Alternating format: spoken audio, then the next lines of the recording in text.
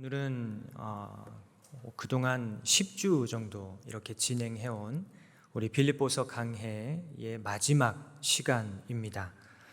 사도 바울은 빌립보 교회에 보낸 편지를 마무리하면서 자족에 관해 언급하고 있는데요. 오늘 빌립보서 4장 11절과 12절에 이렇게 말씀합니다. 내가 궁핍함으로 말하는 것이 아니니라. 어떠한 형편에든지 나는 자족하기를 배웠노니 나는 비천에 처할 줄도 알고 풍부에 처할 줄도 알아 모든 일 곧 배부름과 배고픔과 풍부와 궁핍에도 처할 줄 아는 일체의 비결을 배웠노라. 이렇게 말씀하고 있습니다. 여러분, 자족에 대해서 이야기를 하고 있는데 자족이 무엇입니까?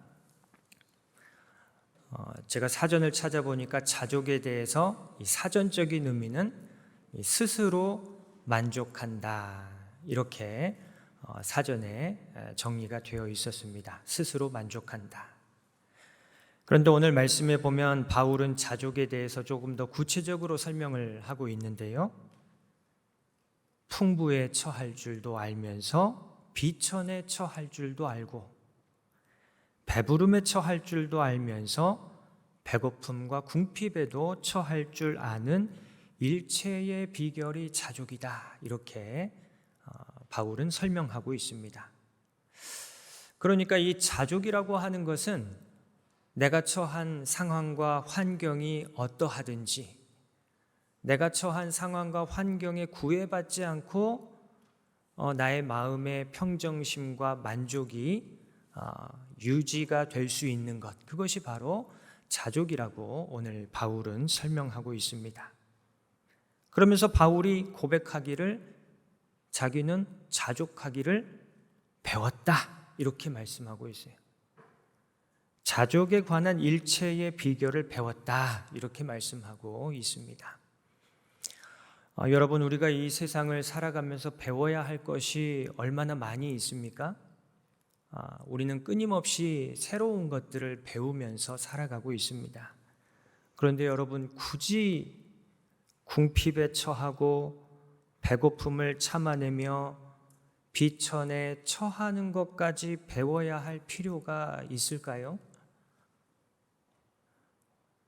여러분, 궁핍에 처하는 삶, 배고픔을 견뎌내야 하는 삶, 그리고 비천함에 처해야 하는 그런 인생을 여러분 배우고 싶으십니까?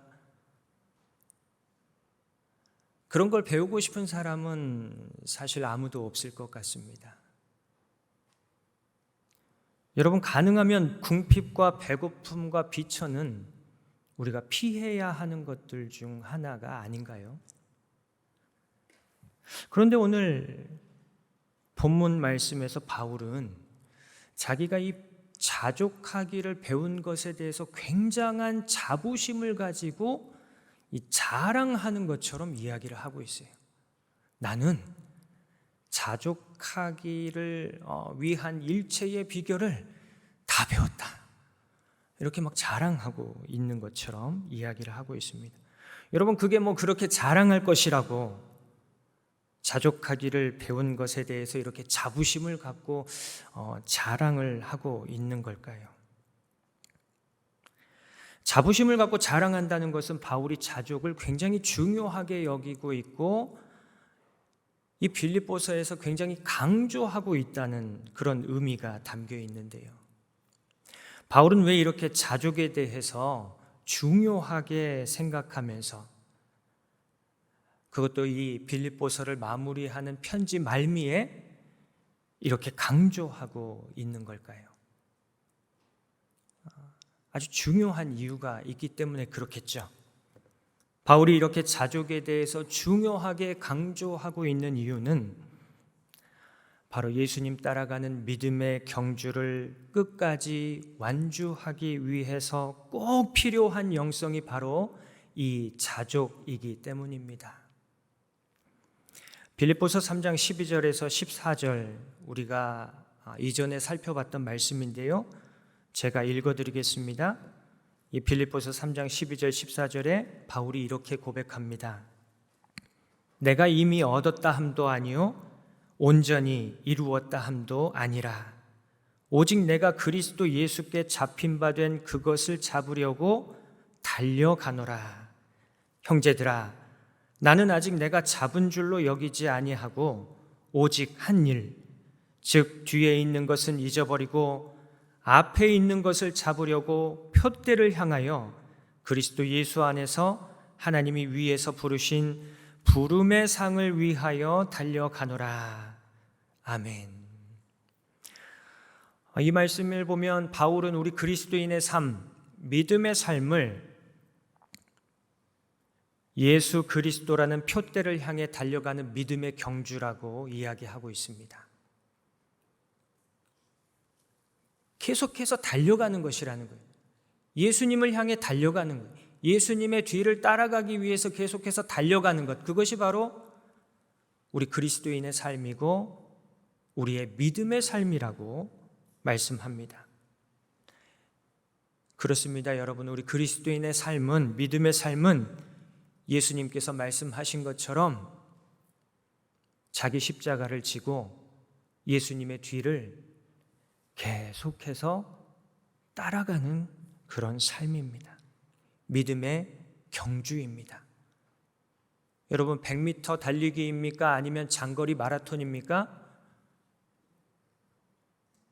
하루 이틀 신앙생활하고 끝내는 것입니까? 아니면 우리가 하나님 앞에 서는 그날까지, 주님 다시 오실 때까지 계속해서 달려가야 할 경주입니까?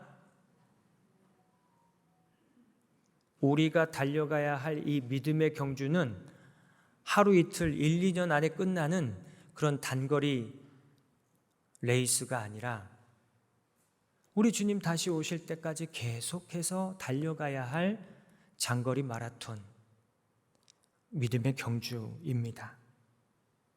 오늘 우리 피택자 교육을 하면서 우리 담임 목사님께서도 잠깐 언급을 하셨는데, 이 믿음의 경주는 시작하는 것도 중요하지만 시작하는 것보다 더 중요한 것이 무엇이냐면 끝까지 완주하는 것이 더 중요하다.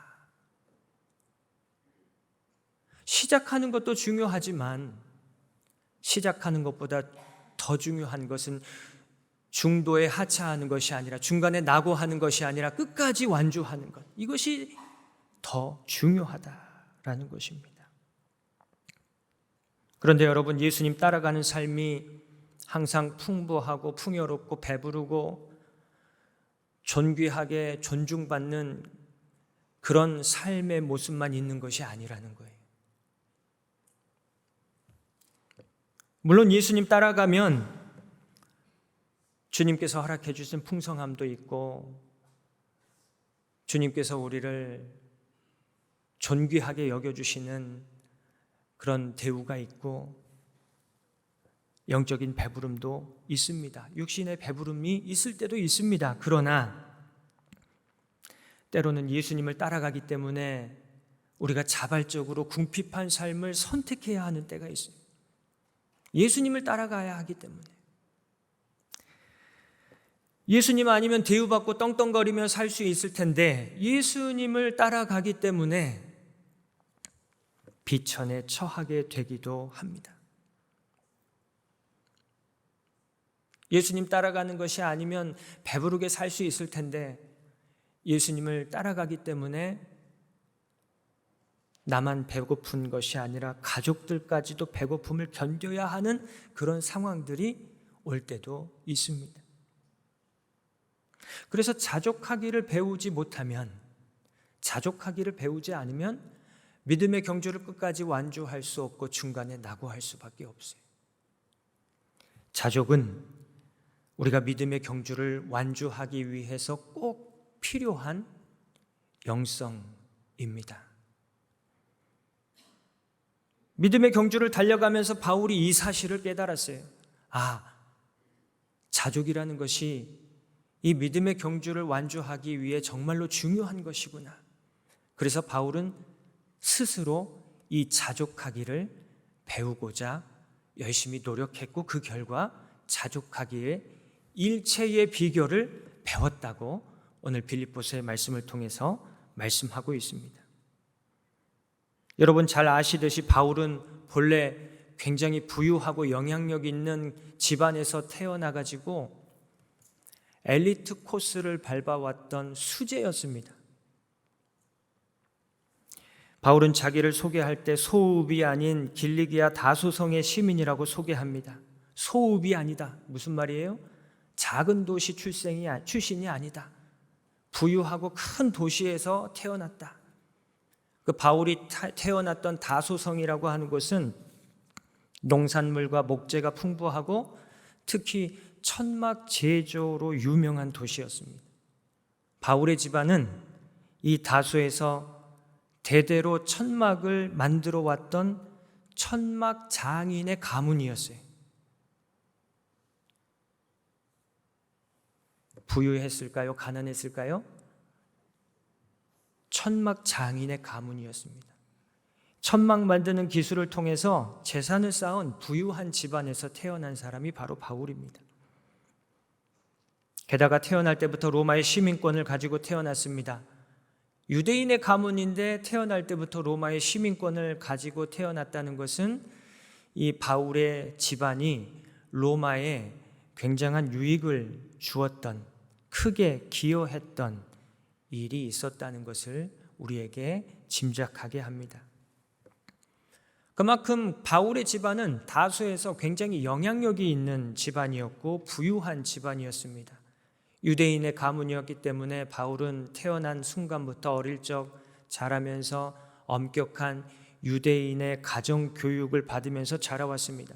성장한 이후에는 당대 최고의 유대교 랍비였던 가말리엘의 랍비 학교에서 바리새인으로서는 최고의 엘리트 교육을 받았습니다. 미래가 보장되어 있는 사람이었어요. 가만히 있으면 그냥 주변의 사람들이 다 알아서 대우해 줄 수 있는, 최상의 대우를 받을 수 있는 그런 사람이 바로 바울이었습니다. 그랬던 바울이 다메섹 도상에서 갑자기 예수님을 만나고 인생이 완전히 뒤집어졌습니다. 자신의 집안 배경, 자신이 그동안 쌓아왔던 모든 스펙들, 이 모든 것들을 다 배설물로 여기기로 결단을 합니다. 해로운 것들로 여기기로 결단합니다. 아무 쓸데없는 것들로 여기기로 결단합니다. 그리고 오로지 예수님을 위해 살기로 마음먹고 자신의 인생을 예수님에게 던져버려요. 빌립보서 3장 7절부터 9절의 말씀에 보면 바울이 이렇게 고백합니다. 그러나 무엇이든지 내게 유익하던 것을 내가 그리스도를 위하여 다 해로 여길 뿐더러 또한 모든 것을 해로 여김은 내 주 그리스도 예수를 아는 지식이 가장 고상하기 때문이라. 내가 그를 위하여 모든 것을 잃어버리고 배설물로 여김은 그리스도를 얻고 그 안에서 발견되려 함이라. 바울은 자신의 모든 집안 배경, 스펙, 자신이 그동안 자신을 위해서 쌓아왔던 세상이 말하는 유익하다고 하는 모든 것들을 다 배설물로 여기고 쓸데없는 것들로 여기고 오로지 예수님을 따르고자 이방인의 사도가 되어서 소아시아로 유럽으로 때로는 걸어서 때로는 배를 타고 이곳저곳을 다니면서 복음을 전하는 삶을 살게 됩니다. 여러분, 그 넓은 지역을 여행하면서 전도하면서 이렇게 생활하려면 뭐가 필요해요? 돈 필요하지 않겠습니까? 그런데 바울은 원칙을 세운 게 다른 사람의 도움을 받지 않겠다는 거예요. 후원받지 않겠다. 그래서 바울은 부모님께 배운 천막 만드는 기술로 가는 곳마다 일하면서 직접 번 돈으로 선교 여행 비용을 충당합니다. 그러나 바울의 관심은 돈 버는 데에 있는 것이 아니었어요. 바울의 관심은 오로지 선교에 있어요. 어떻게 하면 복음을 전하고 어떻게 하면 영혼을 구원할 수 있을까? 돈 많이 벌었겠어요? 못 벌었겠어요? 이 체류 기간도 얼마 되지 않는 낯선 이방 땅에서 돈 버는 것 자체가 쉽지 않은데 돈 버는 데 관심도 없고 오로지 전도하는 데에만 관심이 있으니 돈을 벌 수가 없죠. 그러니 바울의 선교 여행은 늘 배고픔과 궁핍의 연속이었습니다. 게다가 아무도 모르는 이방 땅에 가서 복음 전하면 사람들이 존중해주고 대우해줍니까? 무시하고 천대하고 핍박하죠. 그래서 바울이 고백하기를 고린도후서에 보면 이렇게 고백해요. 내가 수고를 넘치도록 하고 옥에 갇히기도 더 많이 하고 매도 수없이 맞고 여러 번 죽을 뻔하였도다. 예수님을 위해서 산다고 선택하고 예수님을 위해서 일평생 살아온 그 삶의 족적들을 보면 감옥에 갇히고 얻어맞고 죽을 뻔하고 힘은 힘대로 들고 수고는 수고대로 하고 그런 인생을 살아갔다고 고백하고 있습니다. 전도 여행하는 바울의 삶은 그렇게, 예수님을 따라가는 바울의 삶은 그렇게 늘 비천에 처하는 인생이었다는 거예요. 이런 상황에서 자족할 줄 알지 못했다면 바울은 과연 예수님을 계속해서 따라갈 수 있었을까요? 따라갈 수가 없죠. 그만해야죠. 너무 힘들잖아요. 너무 어렵잖아요.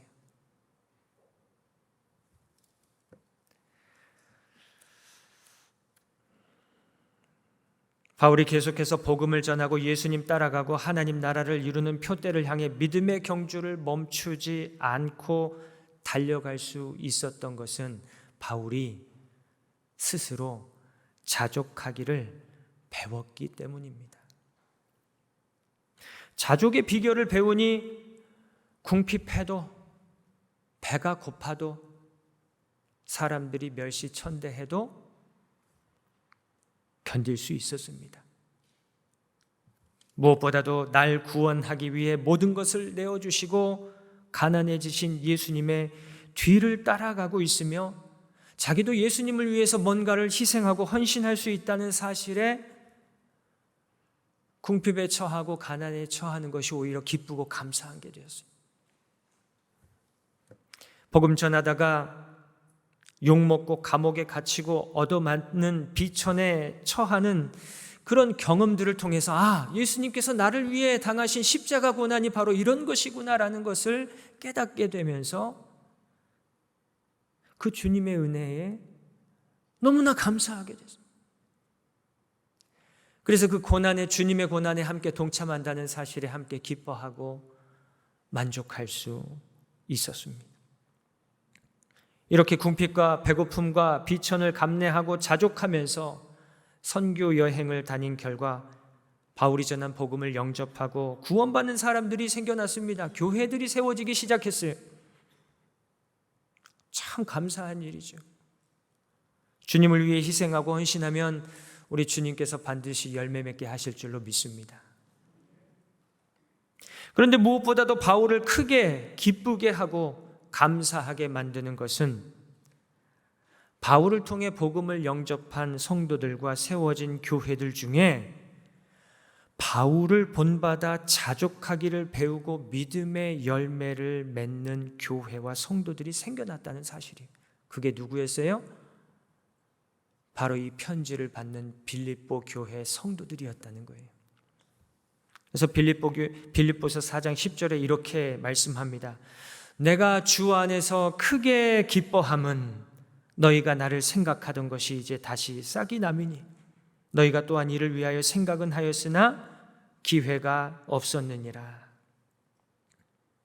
바울이 빌립보 교회 성도들에게 편지를 쓰게 된 이유 중 하나가 바로 여기에 있습니다. 빌립보 교회 성도들이 십시일반 헌금을 모아서 바울에게 선교 헌금을 보내온 거예요. 오늘 18절의 말씀입니다. 내게는 모든 것이 있고 또 풍부한지라 에바브로디도 편에 너희가 준 것을 받음으로 내가 풍족하니 이는 받으실 만한 향기로운 제물이요 하나님을 기쁘시게 한 것이라. 빌립보 교회 성도들이 헌금을 모아서 에바브로디도라는 사람을 통해 바울에게 선교 헌금을 보낸 것입니다. 그래서 바울이 편지를 쓰는 거예요. 여러분이 보내주신 선교 헌금을 제가 잘 받았습니다. 감사합니다. 이 말을 전하기 위해서 편지를 썼습니다. 사실 신약 성경을 읽어보면 빌립보 교회는 굉장히 가난하고 궁핍한 교회였습니다. 고린도후서 8장 1절로 3절의 말씀을 보면 마게도냐에 있는 빌립보 교회가 환난의 많은 시련과 극심한 가난 중에도 풍성한 연보를 보냈다고 기록하고 있습니다. 고린도후서 8장 1절로 3절의 말씀을 제가 읽어드리겠습니다.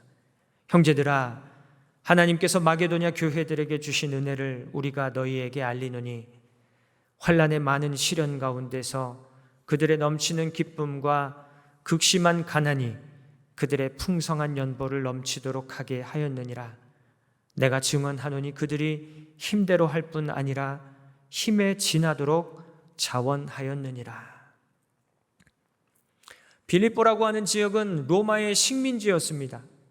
그런데 특히 빌립보라고 하는 지역은 어떤 곳이냐면 광산이 개발되어 있었고 금광이 있었어요. 그리고 또 이 빌립보에 바로 인접한 곳이 어디냐면 네아폴리라고 하는 항구였습니다. 16km가 떨어져 있는 곳인데, 이 항구는 어떤 항구냐면 유럽과 아시아, 동양과 서양을 무역하는 해양 무역의 관문이었습니다. 그러니까 이 빌립보 지역이라고 하는 곳은 어떤 곳이냐면 상업이 발달해 있고 무역이 발달되어 있는 그런 도시였어요. 아주 경제적으로 부유한 도시였습니다. 그런데 그러니까 빌립보 지역에서 산다는 것은 부유하게 살 수 있다는 건데, 이 빌립보 교회 성도들은 로마 황제를 퀴리오스로, 로마 황제를 주인으로 섬기기로 결단한 사람들이 아니라 누구를 퀴리오스로, 주인으로 섬기기로 결단했어요? 예수님을 나의 퀴리오스로 섬기기로 결단한 사람들. 로마 황제를 주인으로 섬기는 것이 아니라 예수님을 주인으로 섬긴다는 이유로 빌립보 교회 성도들에게 경제적인 차별과 탄압이 생겨나게 되었습니다. 쉽게 말씀드리면 뭐냐면 예수 믿기 때문에 채용을 시키지 않는 거예요. 아, 저 사람 예수 믿는 사람이야. 일감을 주지 않는 거예요. 같이 거래를 하지 않는 거예요. 그러니까 예수님을 믿는다는 이유로 경제 활동을 할 수가 없어요. 경제 활동을 해야 돈 벌어서 가족들 먹여 살리고 할 수 있는데 경제 활동 자체를 못하게 막아버린 것입니다. 누구 믿는다는 이유로요? 예수님을 믿는다는 이유로. 그게 환난의 많은 시련과 극심한 가난이었습니다. 빌립보 교회는 이렇게 가난하고 궁핍했던 교회인데, 오늘 말씀에 보면 유일하게 바울에게 선교 헌금을 보냈던 교회였다고 말씀하고 있어요. 그것도 한 번이 아니라 여러 차례 보내왔다고 말씀합니다. 오늘 15절과 16절의 말씀입니다. 빌립보 사람들아, 너희도 알거니와 복음의 시초에 내가 마게도냐를 떠날 때에 주고받는 일에 참여한 교회가 너희 외에 아무도 없었느니라. 데살로니가에 있을 때에도 너희가 한 번뿐 아니라 두 번이나 나의 쓸 것을 보내었도다. 바울의 선교를 위해서만 헌금을 보낸 것이 아니었습니다.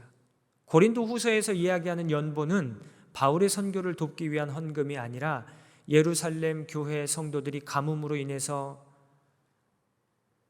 너무나 가난해지고 어려운 상황에 처해 있을 때 그 가난한 성도들을 돕자고 모았던 구제 헌금이었어요.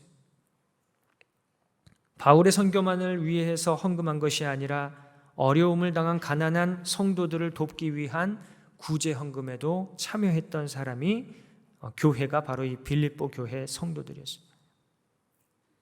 고린도 후서의 말씀이 바로 그 말씀입니다. 여러분, 나 먹을 것도 부족합니다. 내 가족들 먹일 것도 빠듯합니다. 교회 운영비가 있었겠어요? 없었겠어요?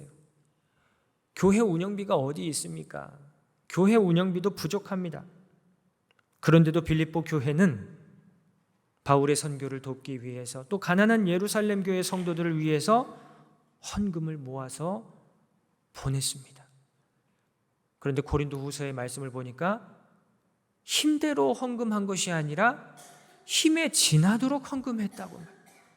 그러니까 그분들의 형편을 보면 그분들이 할 수 없는 규모의 금액인데 정말로 힘을 더해서 힘에 지나도록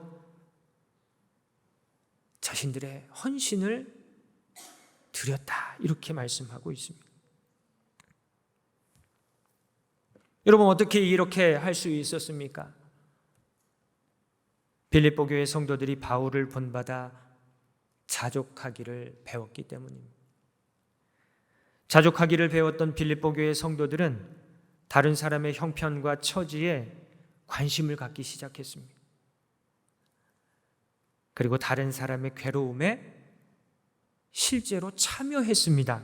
오늘 14절에 이렇게 말씀해요. 그러나 너희가 내 괴로움에 함께 참여하였으니 잘하였도다. 여기서 말하는 괴로움은 바울의 가난과 바울의 궁핍과 바울의 배고픔이겠죠. 바울의 선교를 돕고 가난한 예루살렘 성도들을 위한 구제 헌금에 동참한 것은 바로 다른 사람의 괴로움에 동참한, 함께 참여한 행위였다고 말씀하고 있습니다. 바울은 이런 빌립보 교회 성도들의 자족의 모습과 헌신을 받고 크게 기뻐합니다. 바울이 헌금 받고 선물을 받았기 때문에 기뻤던 것이 아니에요.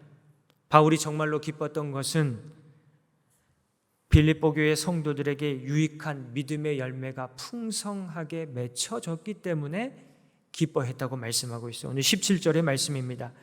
내가 선물을 구함이 아니요 오직 너희에게 유익하도록 풍성한 열매를 구함이라. 바울은 이러한 빌립보 교회 성도들의 헌신이 누구보다도 하나님을 기쁘시게 한 향기로운 제물이라고 말씀하고 있습니다. 18절의 말씀이에요. 내게는 모든 것이 있고 또 풍부한지라 에바브로디도 편에 너희가 준 것을 받음으로 내가 풍족하니 이는 받으실 만한 향기로운 제물이요 하나님을 기쁘시게 한 것이라. 여러분, 빌립보서를 기쁨의 서신이라고 이야기하는 이유는 단지 빌립보서가 기쁨에 대해서 강조하기 때문이 아닙니다. 빌립보 교회 성도들의 이 믿음의 선한 열매가 하나님을 기쁘시게 했기 때문에 기쁨의 서신이 될 수 있었습니다. 여러분, 하나님은 진노하시고 하나님은 기분이 안 좋으신데 나만 기쁘고 우리만 기쁘면 그게 기쁨입니까? 그건 기쁨이 아니죠. 하나님께서 기뻐하시기 때문에 그게 나의 기쁨이 될 때 그것이 가장 올바른 기쁨이요 참된 기쁨인 줄로 믿습니다. 빌립보 교회 성도들이 하나님을 기쁘시게 하니 바울도 크게 기뻐할 수 있었습니다. 그래서 바울이 이 빌립보서를 통해 빌립보 교회 성도들에게 계속해서 선포하고 있는 거예요. 여러분, 하나님께서 기뻐하시니 여러분도 기뻐하십시오.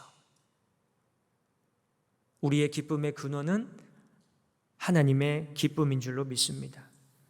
그래서 빌립보서는 기쁨의 서신입니다.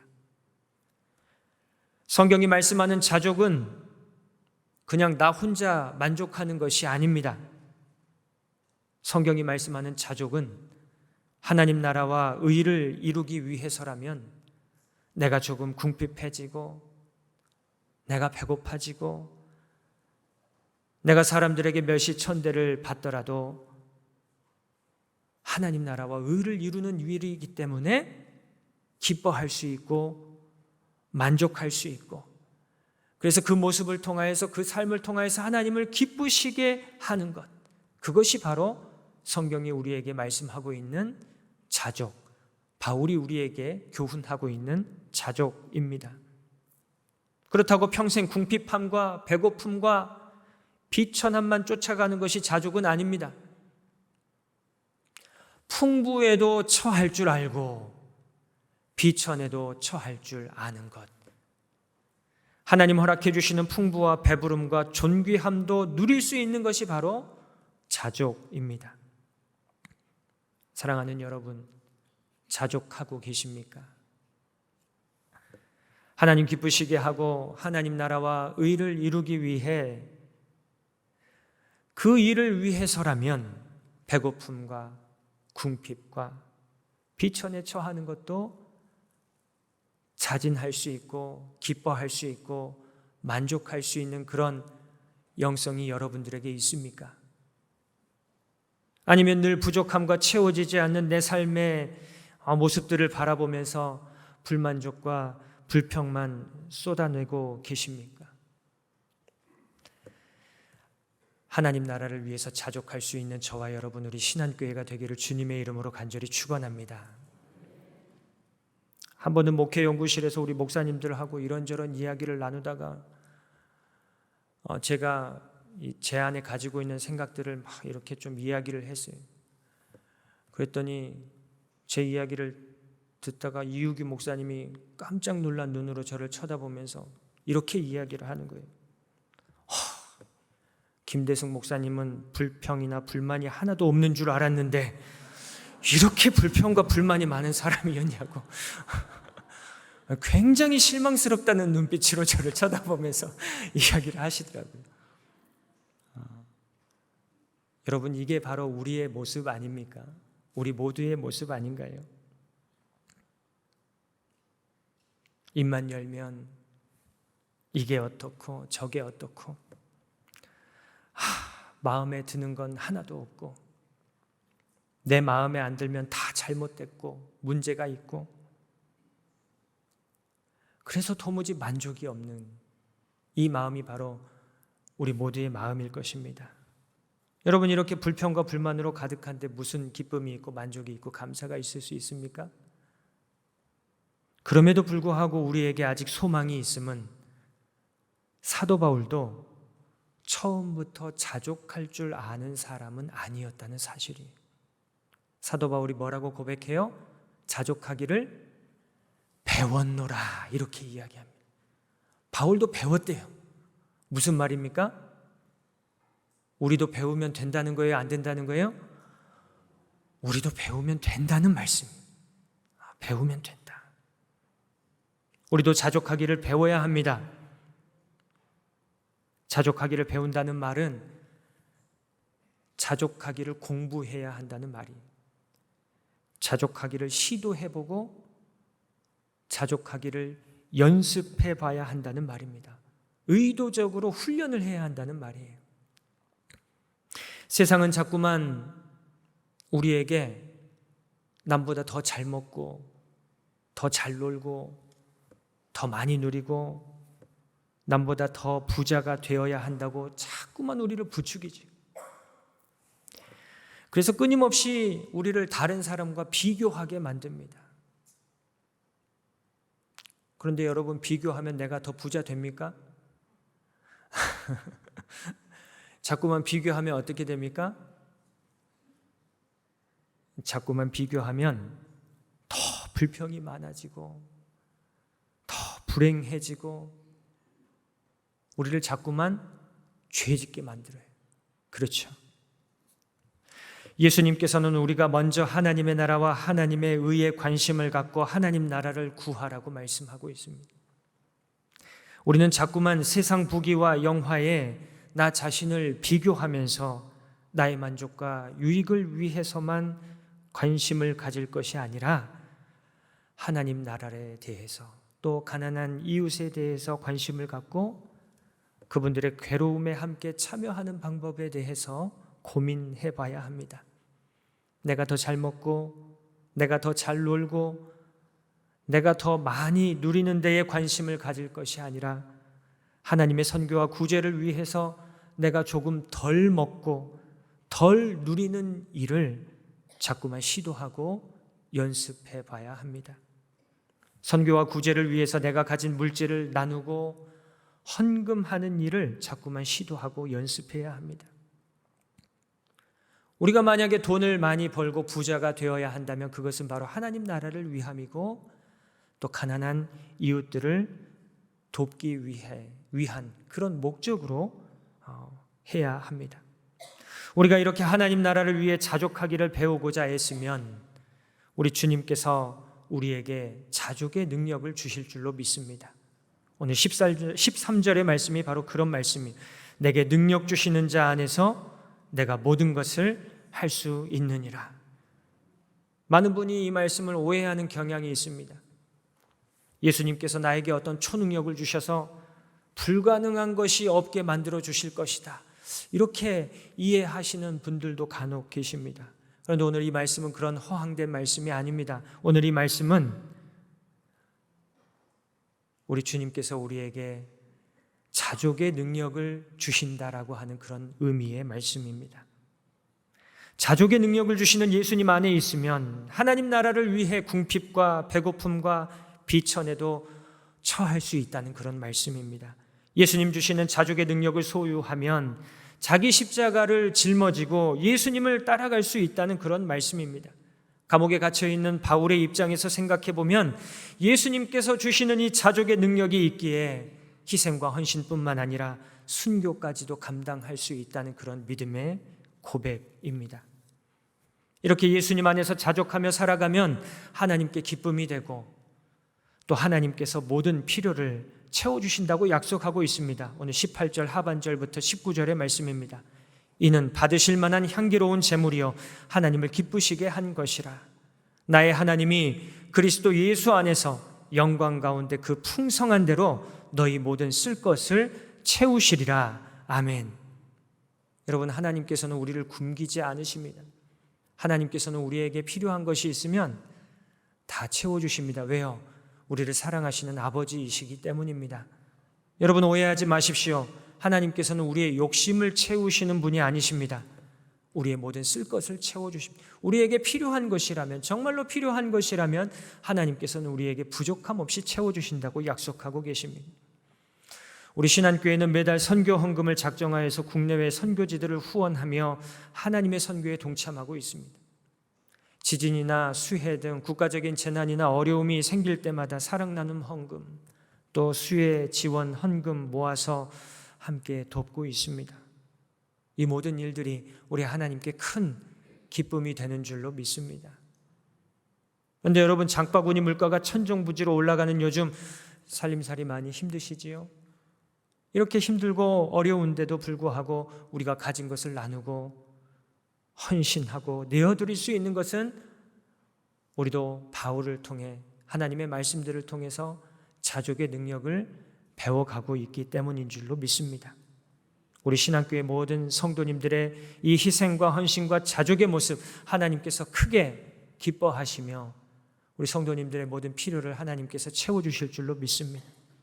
이 믿음으로 앞으로도 계속해서 자족할 수 있는 우리 모두가 되면 참 좋겠습니다. 이 믿음으로 앞으로 더욱더 하나님을 크게 기뻐하게 만들 수 있는 저와 여러분 우리 신한교회가 될 수 있기를 주님의 이름으로 간절히 축원합니다. 우리 함께 기도드리겠습니다.